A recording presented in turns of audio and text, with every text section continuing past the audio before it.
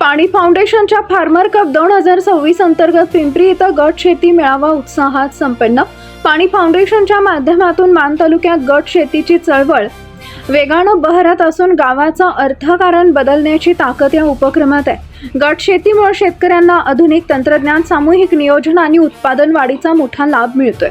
त्यामुळे ज्या गावांनी अद्याप या उपक्रमात सहभाग घेतलेला नाही त्यांनीही पुढे येऊन गट शेतीमध्ये सहभागी व्हावे असे आवाहन पाणी फाउंडेशनचे मार्गदर्शक डॉक्टर अविनाश पोळ यांनी केलंय। पाणी फाउंडेशनच्या वतीनं आयोजित फार्मर कप स्पर्धा 2026 अंतर्गत मान तालुक्यातील सहभागी शेतकरी गटांसाठी गट शेती मेळावा 2026 हा मार्गदर्शन व संवाद मेळावा पिंपरी इथं उत्साहपूर्ण वातावरणात पार पडला। या मेळाव्यात शेतकऱ्यांना गट शेतीचे महत्त्व, आधुनिक शेती पद्धती, जलसंधारण, पीक व्यवस्थापन तसेच फार्मर कप स्पर्धेची सविस्तर माहिती देण्यात आली आहे। सहभागी शेतकरी गटांशी प्रत्यक्ष संवाद साधून त्यांच्या विविध शंकांचं निरसन करण्यात आले।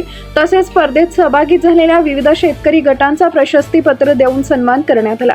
या कार्यक्रमाला पाणी फाउंडेशनचे मार्गदर्शक डॉक्टर अविनाश पोळ, मुख्य अधिकारी वैभव लिंगे, उमेद अभियानचे शंकर नरबट व सुनील काळे तसेच पिंपरी ग्रामपंचायतीचे माजी सरपंच चंद्रकांत शीलवंत यांची प्रमुख उपस्थिती होती। यशवंत शेतकरी गट पिंपरी तसेच कृषी कन्या व राजमाता अहिल्यादेवी महिला शेतकरी गट पिंपरी यांच्या संयुक्त विद्यमाने आयोजित या मेळाव्यास मान तालुक्यातील शेतकरी बांधव आणि महिला शेतकऱ्यांनी मोठ्या संख्येनं उपस्थित राहून कार्यक्रमाला उत्स्फूर्त प्रतिसाद दिला।